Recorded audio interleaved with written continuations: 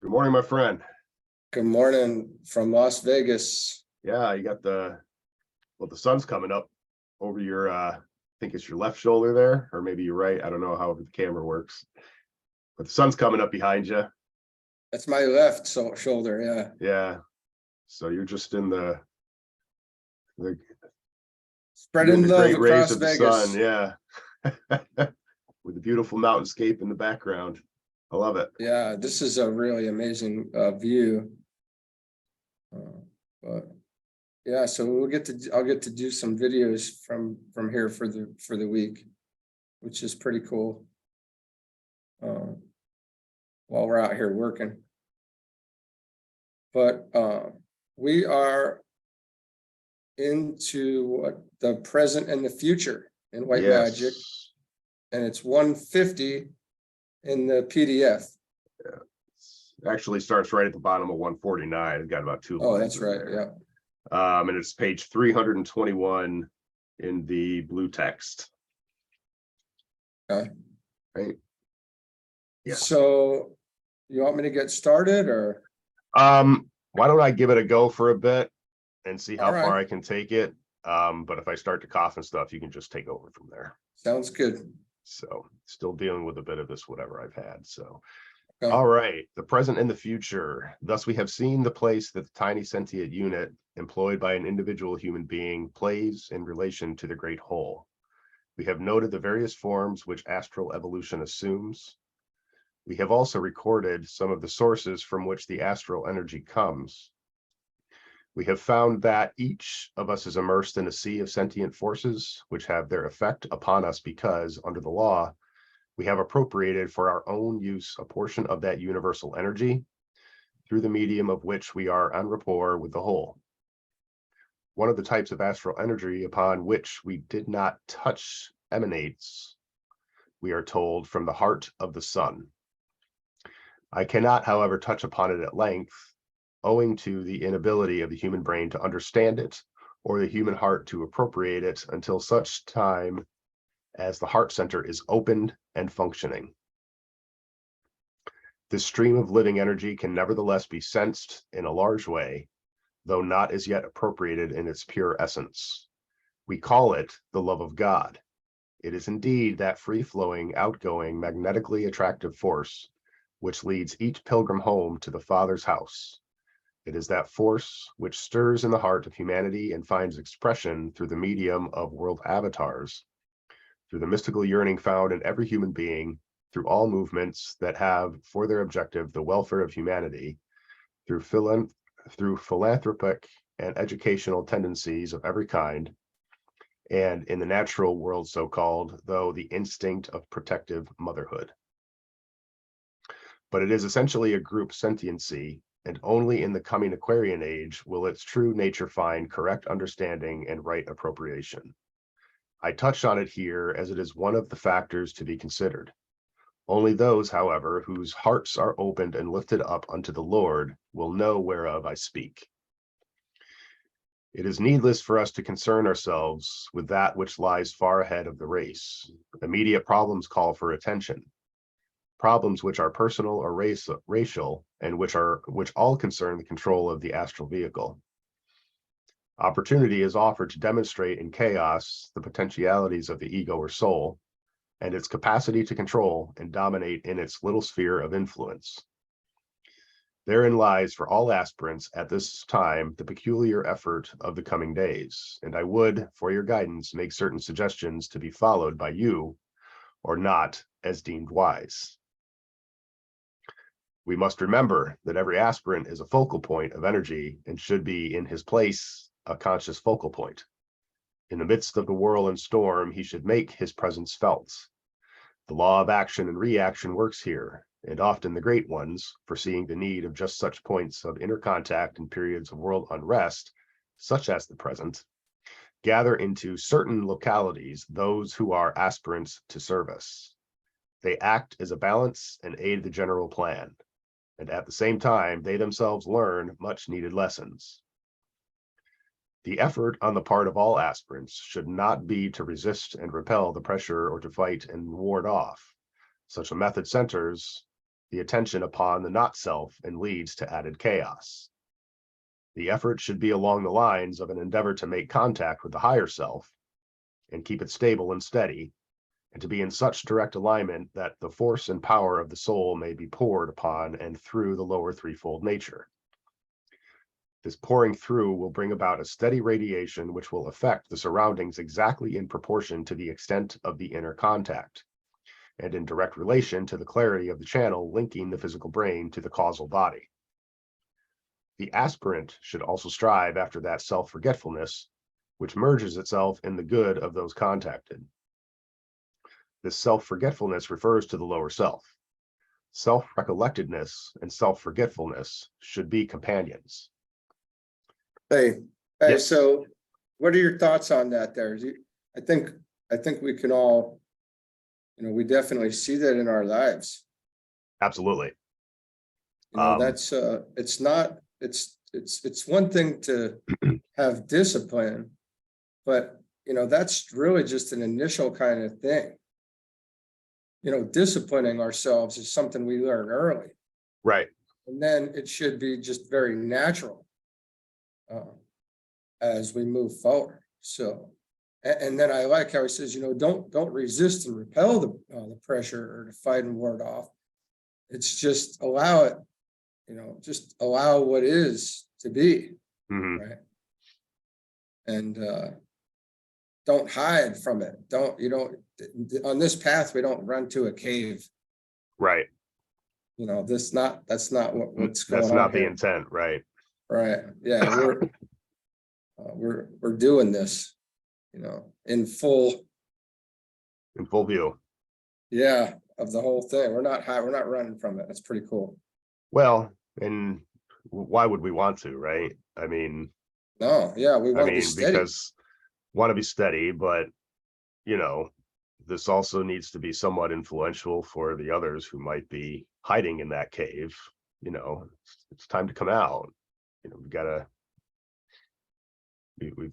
to do this as a group. Yeah, well, that's the part of living experience, and we need that experience, and the soul doesn't need a happy life. That doesn't really benefit anybody, really, right? We need to be confronted by life. So yeah, good stuff.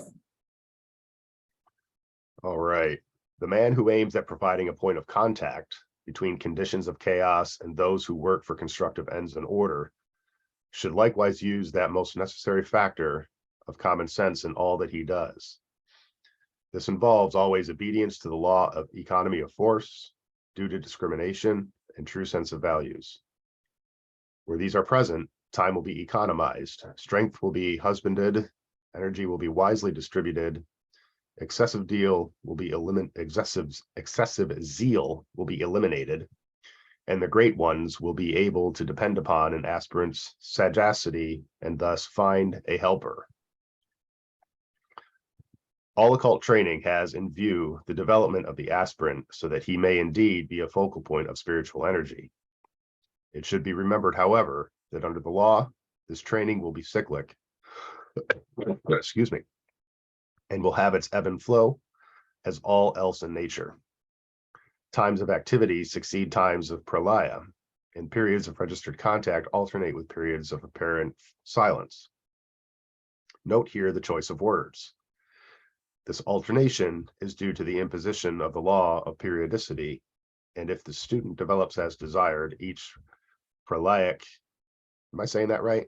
Pralaic period is succeeded by one of greater activity and of more potent achievement. Rhythm, ebb and flow, and the measured beat of the pulsating life are ever the law of the universe, and in learning to respond to time vibration of the high places, this rhythmic periodicity must be borne in mind. The same law governs a human being, a planet, a solar system, all centers or focal points of energy in some greater life. If such work as you are doing is to succeed, and it is largely the work of developing the ability to touch certain currents on mental levels, currents which emanate from the higher self, from your egoic group, or from the master, Excuse me. Definite plan conditions must be provided. Certain factors must be present. If they do not exist, then the currents are, if I may so express it, deflected, and contact fails of accomplishment. If occupation with mundane affairs is necessitated, and such periods come in every life cycle, then the attention should be concentrated on these details, and the higher contact may be then temporarily unrealized. Such attention to affairs on the physical plane is not necessarily a loss of time, for it may be as much a part of the plan at that particular time as any other kind of service. Full expression and consciousness on each and every plane is the objective, remembering that each plane with its varying states of consciousness is equally a part of the divine life. What is lacking as yet with the majority of aspirants is a synthetic consciousness and the capacity to hold and register continuity. Yeah, well, Pause there for a that gives a new kind of definition to being in the flow. Right. It's not just being in the flow, it's being in the big flow in a Right. sense. It's a much more expansive flow than just the average life flow, or even when somebody says, something like that. Well, is it also saying there too that I at least I've interpreted it as saying that, we're focusing and mastering the mental, right? It doesn't necessarily mean we lose sight of what's going on in the lower two. Rather, kind of bringing it all together into your full consciousness. And you might be exactly right. My thought on it is that, if our schedules will be cleared in a sense for a focus in this direction when it's needed, and then something will arise, and then it'll be known that the focus should then be shifted to this thing for a while. Gotcha. And then that thing will kind of fade away, and then there will be another pralaya, which is a period of rest, which is the cosmic period of rest. If you read Blavatsky, right. It's like a total rest, though. Well, you'd have to, I don't know the exact definition of it, but it's like it's like sleeping, like a sleep for the cosmos, for the universe. But it's just and it's good to hear these things. This is training here. Yeah. As soon as you can recognize this in your own life, what you're supposed to be doing, essentially. If you can get that vibration that you're sensing these things. So this is great. Well, and you might need whatever's going on down in that lower to kind of work through as a part of the whole overall plan. Yeah, I trust that I'm in Las Vegas right now doing this work. Right. So you're very much dealing with the physical and the astral, right? I'm figuring, I'm just doing it because this is for the foundation and for, other people, to benefit, hopefully many others, as I don't feel any sense that it's attached to me. Right. So, yeah, but, there's also, there was also times where, your schedule's kind of cleared out, and it's like, oh, I have time to just stay high or just stay rested and assimilate all the, the experience and learning. So, yeah. And then, the next phase will come again and we'll be working again. Right. Right. And I think a good point to make on top of that would be, so if that line of work does open up where you have to deal with it down in the physical or in the lower astral, and it's a part of kind of the overall push, but you don't want to let yourself kind of stay back there and think that that's what is, and kind of prevent yourself from continuing to move up and out. So I think So- yeah, you're right, man. You know, I think yeah, as Word said before, you know, we don't really, there's an I don't want to say indifference, but there's a detachment from the actual work. Even though you're doing it, right? You're not really involved in the detail of the work. But you're doing the detail of the work, but right, you're still focused on the big picture, in a sense, right, exactly. even while And you're doing it.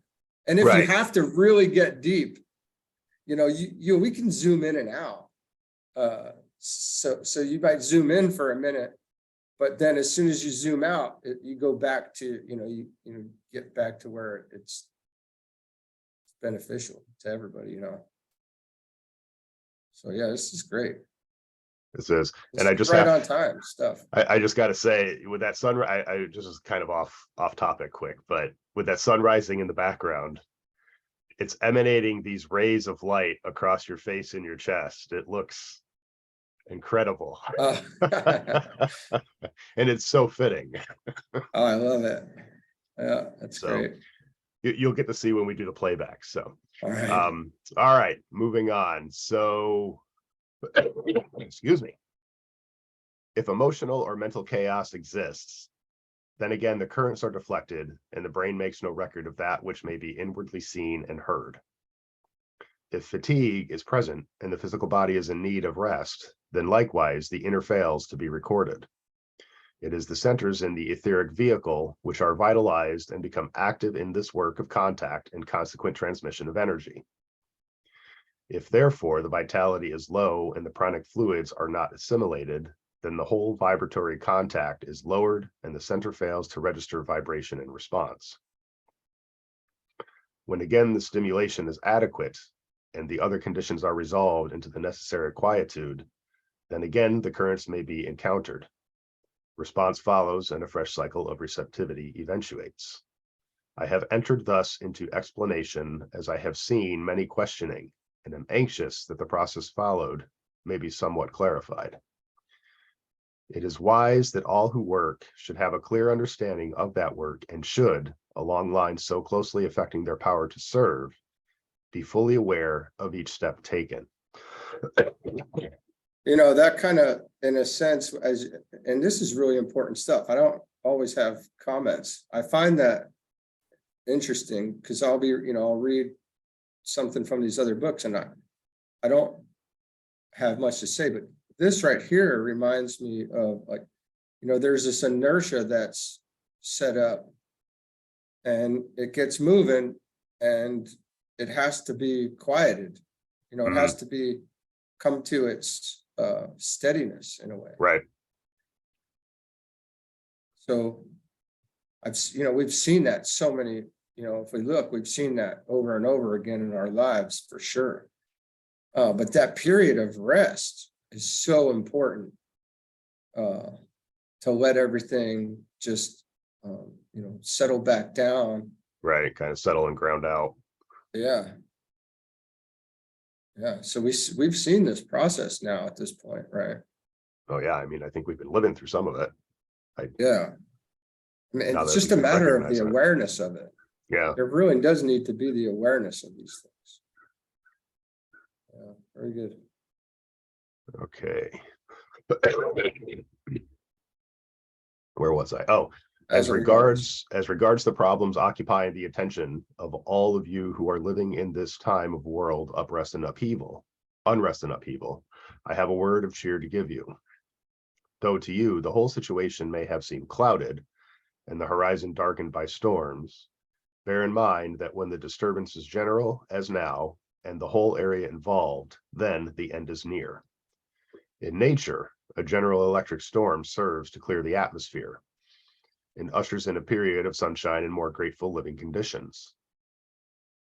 We have had the electrical storm of the world wars, and the period of gradual dispersion of the clouds has been with us, with the thunder rumbling round, and sudden sharp storms of wind and rain upsetting the hopefulness of those desiring sunshine.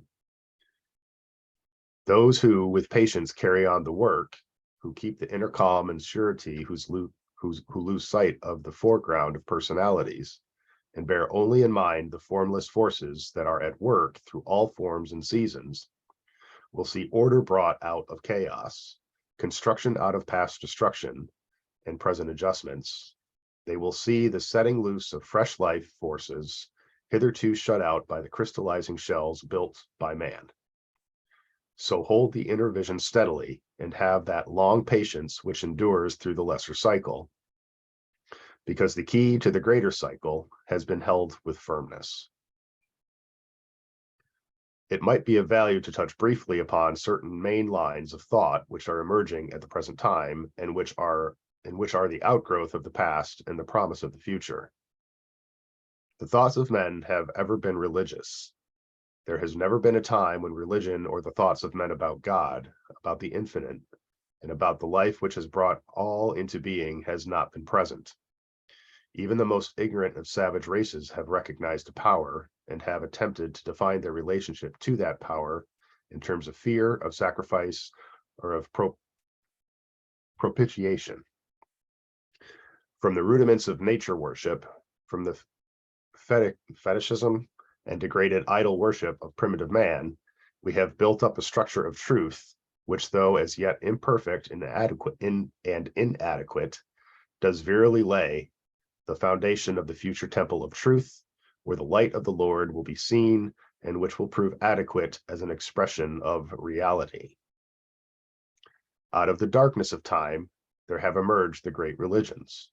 These religions, though diverse in their theologies and forms of worship, though characterized by distinctions of organization and ceremonial, and though differing in their methods of application and truth, are united in three basic aspects.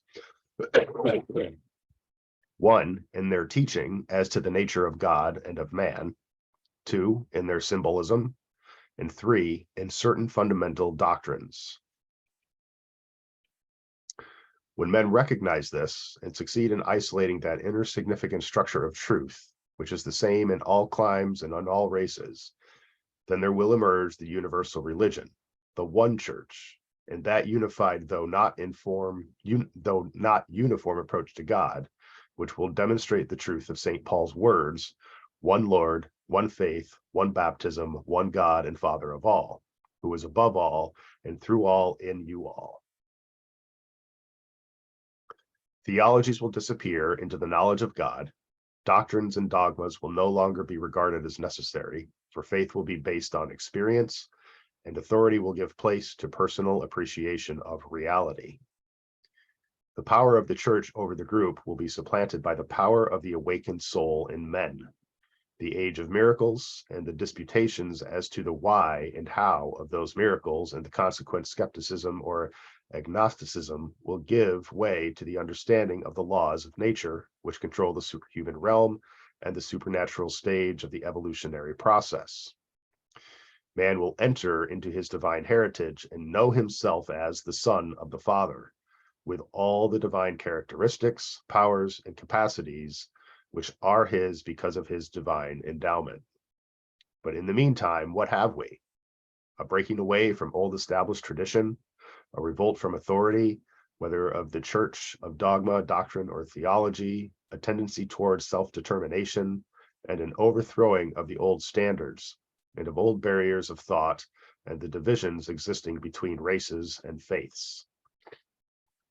There's a lot packed in that paragraph. Oh, it's a real rebellious time. Yeah. And it's needed. And it's very I want to say that our actions down here are unknowing, right? Right. Like we do it, it's in ignorance that we are rebelling, but the energy is there to rebel. So therefore the destructive process, which is necessary, is absolutely taking place. Yeah. And from that, then the new thing, the new teachings about right human relations and, you know, the real science and reincarnation and things that we know Christ is going to deliver when he reappears, or, you know, when the hierarchy is, well, externalized. Yeah. It's, you know, maybe, you know, when we see this, it's like, oh yeah, we are really destroying that oldness, you know, the old. Yeah. We're definitely seeing that now in the present. But I think it's worth pointing out that this isn't just the like our generation thing. This has been going on for some time, because we got to remember this book was written, I think, in 1934. So Alice Bailey and Master DK are speaking to what's going on, kind of the thoughts in that present time then when this was written. So I think it's good to point out that this has been going on for Yeah, and basically we're the much, entire century. Yeah. and we're much further along in the destroying of Right. that, you know, that Yeah. the old. And I love, you know, I don't want to say I love it. It says that it will merge, where the old will be disappears into the knowledge of God. Right. So it'll just kind of be absorbed. Like there's that precipitation process again. Right. We're just merging. It's a natural occurrence. It's like just an energetic precipitation in a sense, right? Yeah. Which goes back to the don't bother fighting it. Because it's going to happen. And then, you know, not only does it happen on a human, you know, or on a personal level, but it's also happening on bigger and bigger levels. And then even on much, much bigger levels, right? So we have to really be patient. Which is, it's interesting to see. There's a lot of catching up to do, but it's happening. So we can just Right. kind of do the part that we're here to play in, you know, in the moment. All right. Excuse me. Hence, we are passing through an intermediate stage of change and of questioning, of rebellion and consequent apparent license. The methods of science, investigation and analysis, comparison and deduction are being applied to religious belief. The history of religions, the foundations of doctrine, the origin of ideas, and the growth of the God idea are being subjected to research and study. This leads to much disputation, to the rejection of the old established ideas as to God, the soul, man, and his destiny.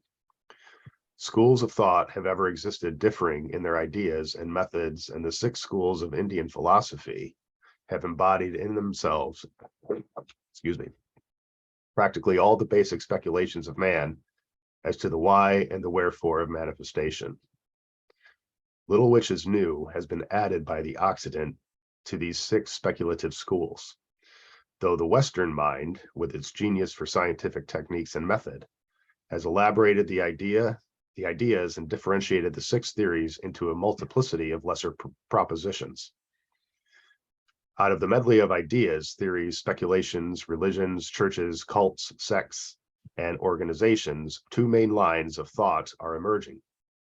One doomed eventually to die out, the other to strengthen and grow until it, in its turn, gives birth to that, for us, ultimate formulation of truth, which will suffice for the next stage and carry man to a high pinnacle of the temple, to the Mount of Initiation. These 2 lines are, would you mind taking over right here, Donnie? I'm ready. Yep, sure. Thanks. These 2 lines are: 1, those who look back to the past, who hang on to the old ways, the ancient theologies, and the reactionary rejection methods of finding truth. These are the people who recognize authority, whether that of a prophet, a Bible, or a theology. These are those who prefer obedience to imposed authority to the self-imposed guidance of an enlightened soul.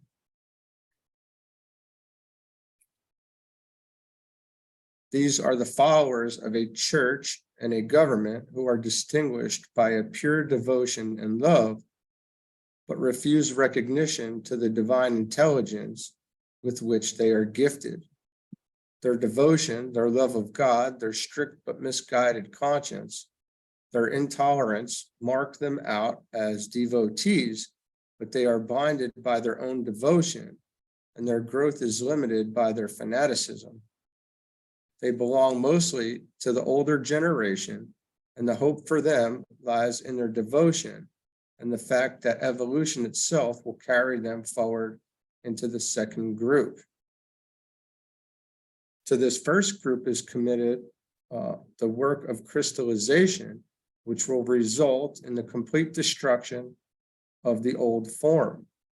To them is given the task of defining the old truths so that the mind of the race will be clarified, that non-essential and essentials will be recognized for what they are, and fundamental ideas so contrasted with the formulation of dogmas that that which is basic will be seen and the secondary and unimportant beliefs therefore rejected, for only the basic and causative will be of value in the coming age.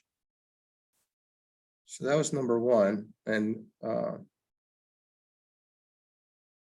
it was very interesting to me up top there. I mean, it's all interesting, but it caught my attention as we're reading it.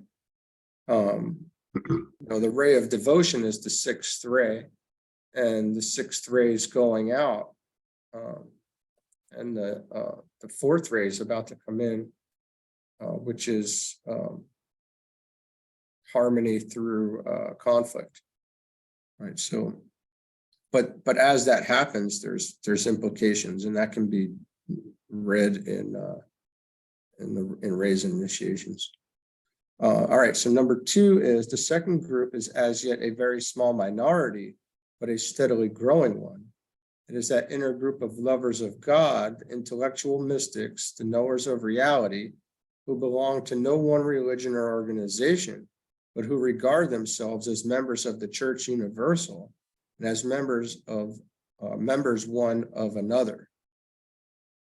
They are gathered out of every nation, race, and people. They are of every color and school of thought, yet they speak the same language, learn by the same symbols, tread the same path, have rejected the same non-essentials, and have isolated the same body of essential beliefs. They recognize each other. They accord equal devotion to the spiritual leaders of all races and use each other's Bibles with equal freedom. They form the subjective background of the new world. They constitute the spiritual nucleus of the coming world religion. They are the unifying principle which will eventually save the world. In the past, we have had world saviors, sons of God, who have enunciated a world message and brought an increase of light to the peoples.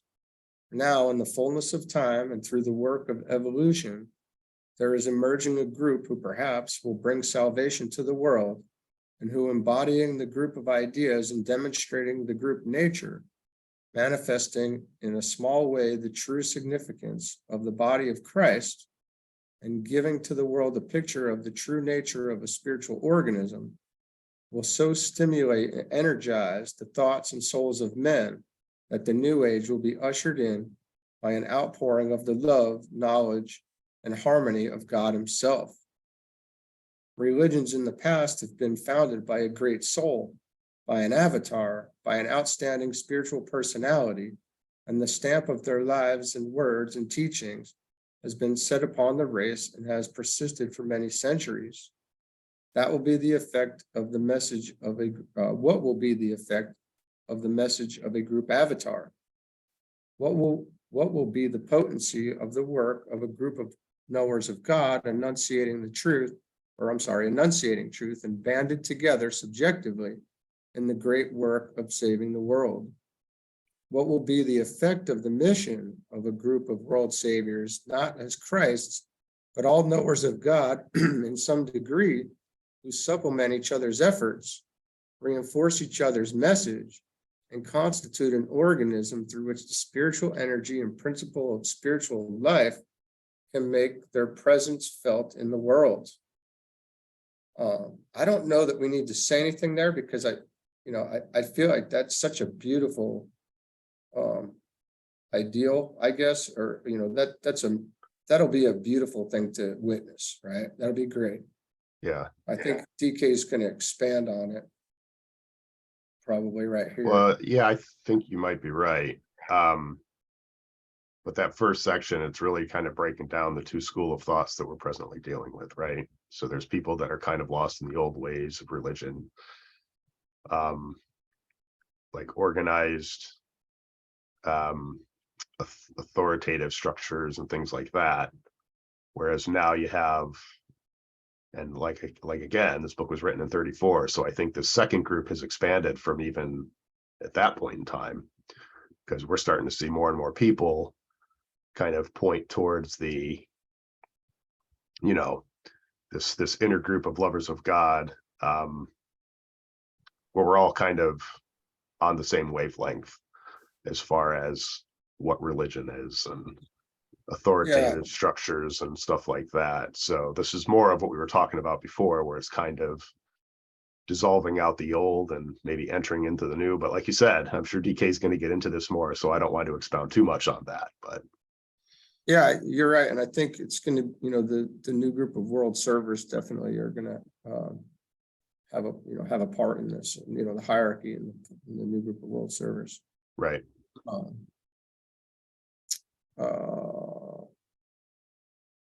Such a body now exists. Such a body now exists with its members in every land. Relatively, they are few and far between, but steadily their numbers are increasing, and increasingly their message will be felt.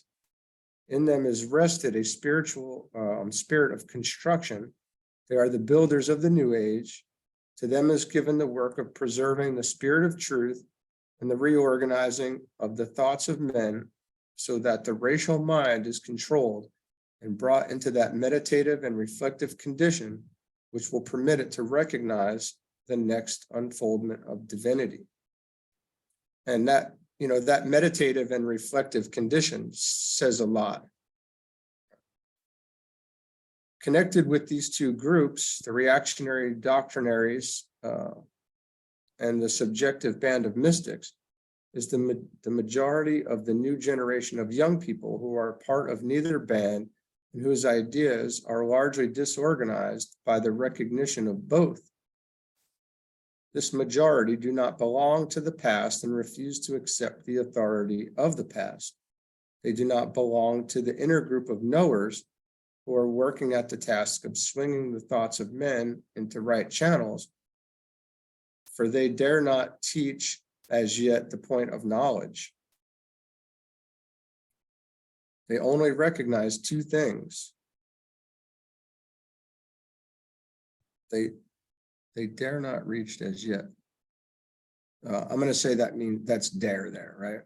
I think it's hair not. They've hair not reached. So I think that's just saying they haven't even come close to reaching this point yet. Okay. Yeah. Right. I want to make sure I got that right. I didn't know if that. Yep. Nope. I don't think that's a typo. I remember reading that in the book last night. So yeah, for they hair not reached as yet the point of knowledge, I think that's just saying that this is actually a third group that he's talking about now, right? Maybe that's it's supposed to have not, maybe. That could be. Or they have not reached as yet the point of knowledge. Yeah, all right. Well, they only recognize two things: their need for freedom and an intense eagerness for knowledge. They despise the tradition of the past. They reject the old formulations of truth.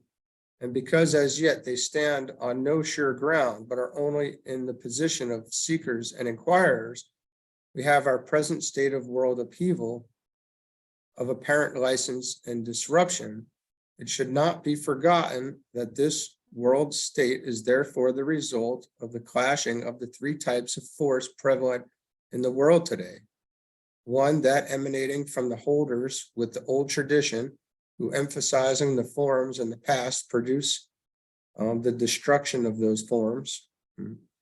2, the emanating from the inner group of mystics who, under the guidance of the planetary hierarchy, are building the new form.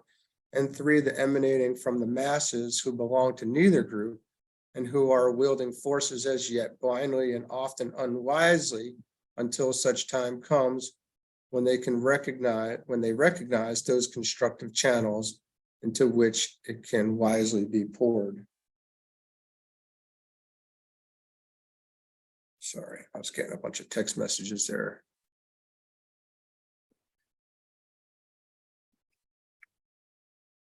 Hence the problem of this transition period, and hence the necessity for the giving out of teaching, which will enable the seeking aspirant and inquirer to find himself. Hence the need for the laws of the soul and for the truth as to individual unfoldment to be made clear to those who, rejecting the old tradition and refusing recognition to the mystic, yet seek to know themselves as liberated souls. With that knowledge will come the steady growth of the building mystics. For when a man has found his soul and recognizes its relationship to its mechanism of expression, the threefold lower man, he automatically passes into the consciousness of the subjective life, begins to work with cause, and is no longer lost in the world of effects. Then he finds himself standing shoulder to shoulder with the mystics and knowers of all time. This is the trend of the religious impulse at this time, and this is the glory of the coming age. If it is true that there is being gathered today, I said today, it just came out. If it is true that there is being gathered together in the background of our present world state, a group of mystics who are distinguished by knowledge, vision, and power to work on mental levels, unseen and unrecognized by men, it could also be noted that this band is not confined to the strictly religious types. Men and women in every branch of human thought are found among this group, including scientists and philosophers. And as we know, those working in government places, right? Like all else at this time, science itself is in process of transformation, and little as it is realized by many, their work with what they call matter and their investigations of the atom are entering into a new field. In this field, the other techniques and mechanisms will gradually be discarded, and a new approach and a different fundamental concept as to the nature of matter will mark the new age. And we're really into the quantum now, right? So I mean, Yeah. we're definitely moving towards this, right? Quantum physics has really pushed us forward. Within the next 25 years, emerging out of two seemingly different ideas as to the nature of the atom, a recognition of certain energy impulses will be seen, and this will be based on the discovery of those energies which, playing on the atom and on atomic forms, produce the tangible concrete shapes to which we give names in the various kingdoms of nature. The truth of certain basic premises of the ageless wisdom will be demonstrated, such as the soul. The soul is the form building principle, producing attraction and cohesion. And 2, this soul is an aspect or type of energy distinguished from that of matter itself. 3, the atom has been recognized as an energy unit, but as yet the energy which sweeps atoms into aggregates, which we call organisms and forms, has not been isolated. This the mystic in the scientific world will sense and work to demonstrate during the next generation. It is this type of energy, the energy of the form building aspect of manifestation, which is the source of all magical work. And it is this energy in the various kingdoms of nature that produces form, shape, species, kind, type, and the differentiations which mark and distinguish the myriad forms through which life itself manifests. It is the quality of the energy which produces the quantity of forms. It is the light which causes the emergence into consciousness of the race of heterogeneous shapes which aggregates of atoms can assume. Boy, this is so interesting. 4, this type of energy which produces the shapes and forms and coherent organisms in all the kingdoms of nature is not the life principle. The life principle will remain undiscovered and unrecognized until such time as the soul or qualifying principle, the builder of the forms, is studied, recognized, and in its turn investigated. 5, this is only possible as man steps forth into a fuller conscious possession of his divine heritage and working as a soul and in control of his mechanism, physical, emotional, and mental, can work consciously in rapport with the soul in all forms. I think this is interesting, just going back to the opening paragraph before those 5 explanations there. That it's mentioned in the next 25 years, emerging out of the 2 seemingly different ideas as to the nature of the atom, a recognition, yada, yada, yada, playing on the atom and atomic forms. Well, if this was written in 34, add 25 years to that, kind of brings us right into the atomic age. So this was almost kind of foretelling of what was coming, right? Certainly. It is. And you mentioned before that, here we are, like in the age now where we're talking about quantum physics and things like that. So that was kind of like all a precursor for that. So there's been a lot of evolution within this that we've just talked about, in terms of the connection between, the scientific and the spiritual. So it's just pretty interesting to think about it in that sense. Sorry, I think you had a thought. What was yours?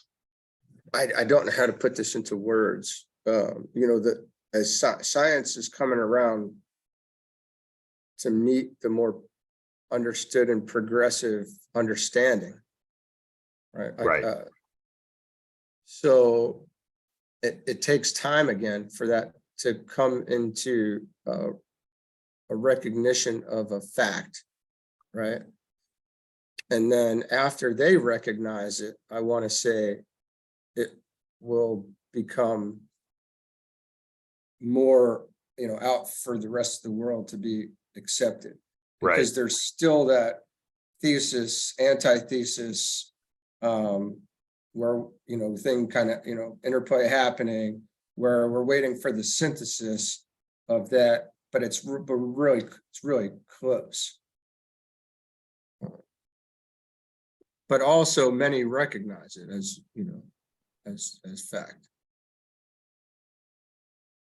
Yeah, but science is starting to actually prove it as Yeah. fact, as we're seeing.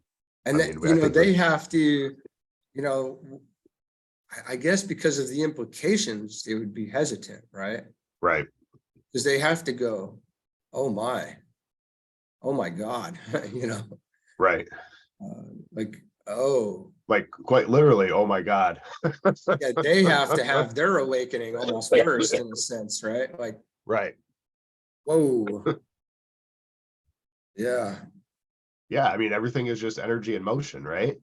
Right. Everything is just electric and atomic. So anyway. Yeah, all right. Well, I think he's about to say, yeah, so Probably. all right, so yeah, he's about to say what we just discussed as usual. This will be possible only as the race grasps the above hypothesis and recognize it as a possibility and seeks to demonstrate the fact of the soul factor lying back of its structure or body of manifestation, or equally seeks to disprove it. All great scientists and workers in the realm of objective nature have worked as souls, and all the most amazing of the developments in the realm of physics and chemistry, as in other departments of human knowledge, have been made when the worker in any particular field has launched forth with faith in some hypothesis he has formed and has investigated and progressed his work forward stage by stage until he has contacted an aspect of the truth hitherto unformulated by man. Then, having through the use of his intuition entered into a new realm of thought, he takes the knowledge there discovered and formulates it in such a way by theory, principle, experiment, and mechanical contrivance that it becomes the possession of the group and in due time is understood and utilized by the world. But in its genesis, it has been mystical work and based on a mystical intuition. And you can see this very easily by the scientists that, famous, Einsteins and the like, all of them, and they're, what they know and what they're seeking to bring out takes them a lot of time too, and is often in stark contrast to what has already been out. So it's immediately met by, the opposing side, right away. And then it's, then it takes time and it goes through the process, and, it's just this gradual unfoldment. Yeah, it's so interesting. It might be noted here that 3 great discoveries are imminent and during the next 2 generations will revolutionize modern thought and life. In the next 2 generations. Okay. One is already sensed and is the subject of experiment and investigation, the releasing of the energy of the atom. There we go. This will completely change the economic and political situation in the world, for the latter is largely dependent upon the former. Our mechanical civilization will be simplified and an era ushered in which will be free from the incubus of money, its possession and its non-possession, and the human family will recognize universally its status as a bridging kingdom between the 3 lower kingdoms of nature and the 5th or spiritual kingdom. There will be time and freedom for a soul culture which will supersede our modern methods of education, and the significance of soul powers and the development of the superhuman consciousness will engross the attention of educators and students everywhere. It certainly engrossed our attention, and if it was up to you and I'm certain we would be changing the education system right now if there was any chance that it could be accepted. And we would be promoting learning this science and these things, right? And the more metaphysical aspects, and which are, I had this thought the other day. I was like, the word occult and the word esoteric, and I was thinking in my mind, I'm like, oh, you mean the truth? So it's just, well, as we're finding, that which is not as widely known tends to be the truth. So it's there. I mean, yeah, you can, but it is interesting reading through this. It almost seems like we're a bit behind the curve in respect for getting to this point, because it mentions in the next 2 generations, which if this was in 34, I don't know if that's our generation or our parents' generation that should have been working this into the norm of consciousness. So maybe it was tried if it was our parents' generation, because that would have been like the hippie movement in the 60s, right? But either way, I don't see us at this point yet in current time. So it tells me we're a little bit behind the curve from what was being foretold in this book. But I definitely see us heading there. It's just, yeah, and they say that, they don't know how, humanity is going to respond to things, right. And this is coming, no doubt. I mean, we've definitely made the the advancements in the terms of the atomic age and mechanical civilization, but being free from the incubus of money, I don't see that has But happened yet. there's talk that we're on the preface of that right Oh now. yeah, no, I know, and it's coming, right? I mean, we kind of see the precursors of that occurring now with We'll just talk of the quantum financial system and such. yeah. I mean, the market's completely drunk. Nobody knows what to anticipate at all. And there's so much blatant, obvious leveraging and controlling of the entire financial system that we can just plainly see, whereas it was a bit more subdued in previous generations. Now it's just like plain as day. They don't even try to hide it, that they're completely manipulating everything. So that's coming. And then the connecting of the lower kingdoms into the spiritual kingdom. That's something that we're working towards too, but I think we have a bit longer to go before we're kind of fully there. There's a handful of us trying to push this, right? Well, but and I have no idea. I don't know that I should do. I don't even know if I should say anything, but like this. But we've mentioned it kind of before, so I'll just say it again.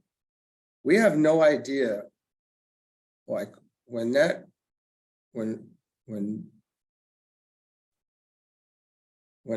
kind of energy comes down, right?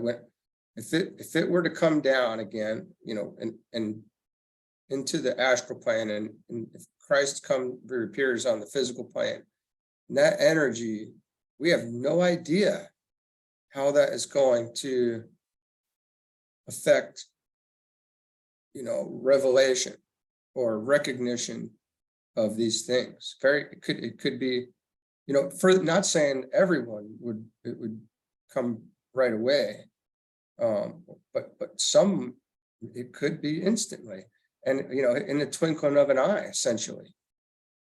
right. And so things from that point, you can see that there would be, again, right at that moment, there would be the confusion, and then there would be met with conflict. And then that, these things would have to be worked through and worked out again, but harmony will eventually come from that. Well, when you put it in that, I'm sorry, I didn't mean to cut you off. No, but when you get through that, you get, the new education and the new understanding of, the new world religion, you could say, Right. Harmony will come, but we have to, there will be, and this time though, these things should take place more on a mental level. Right. It shouldn't be on, it shouldn't be physical plane conflict, or, it shouldn't be, it shouldn't be wars like that. Right. Like physical war. Well, but that's kind of part of the process. And that's where I was going to get to, was when you speak about it in that term, it almost seems to me then that maybe the process is already the process has begun. It's not like there's just going to come this blast of energy and it's going to affect everyone instantaneously. I think there's people going through this in much more subdued and kind of a slower progression, because the process has kind of already started. We're seeing it because we're essentially seeing before our eyes in modern times our current systems and things going through this destructive phase, because there's so much, like the education thing is a good example. We see a lot of changes occurring in the education system, but they're changes that are occurring in terms of, there's a lot of parents who don't like what they're seeing being taught now. But that kind of needs to be put into play, because it stirs up that need to kind of maybe look deeper for this whole thing to kind of destroy itself and kind of like rub this clean slate, and things will start over anew. But we're seeing the change in people as individuals too. Like more people are waking up to their different levels of reality. Now some people are waking up and kind of staying lost in the more like you use your preppers terminology last week and the week prior, where they're essentially waking up to realities, but they're waking up and they're getting stuck in this position of, I need to present myself, I need to prepare myself for physical conflict, confrontation, Self-preservation, conflict. yeah, like that, yeah. Right. Where that Initial instinct, yeah, might be an initial minute piece of it, yeah. but there's a bigger picture and a bigger attainment that's going to happen far beyond that. And brother, if you're not ready for that, that's what we need to be ready ourselves for, is this bigger shift on a more higher plane, mental, spiritual level, to make that connection in these lower dimensions with the higher, because we're all supposed to be operating in that. Well, we've been just, I mean, man, we've been lied to about so many things. And we've been conditioned by so many things, but I have to say, and I think I can say this comfortably, that's when some of those things that we've been lied to about are presented to the world as being the new truth. Right. Because a lie can be exposed very quickly. Mm-hmm. And then you are forced to deal on that lie, right? Like, it comes in an instant. Now, this is something that the truth is already there. We've been presented these things falsely.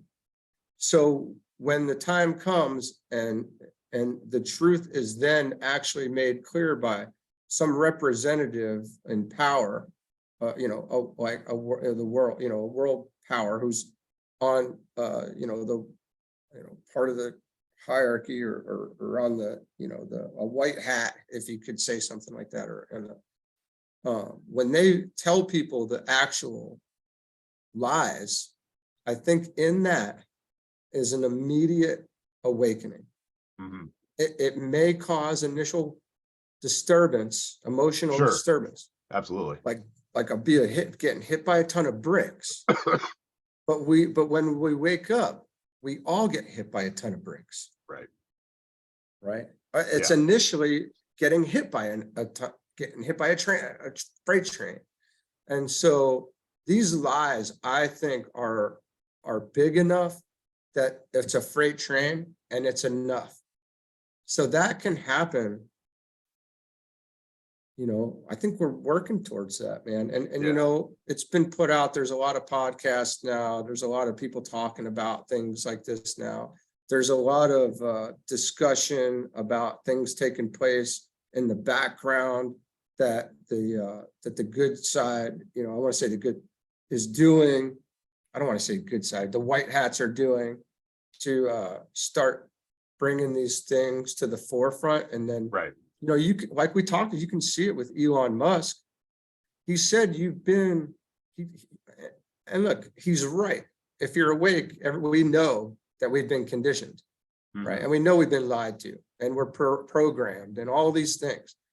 So when people like him are saying it, he said it, but he has not yet said how, what, why, or any of that. So he's kind of prefacing these things. So it's all kind of being prefaced. But when, how, why, what, when, how, where, all the 5 W's come out, it's gonna be boom. Yeah. On a freight train just rolled over us. And it's gonna be great. It's gonna be beautiful. Because things are not what we've been told. So, and people need to know that, people need to be free to make the decisions that they need to make based on truth. Right. Absolutely. Not on lies. Yeah. That has everything to do with freedom. Freedom from lies is, if you're going to make a decision to go one direction, fine, go do what you want, but you need to do it knowingly and with,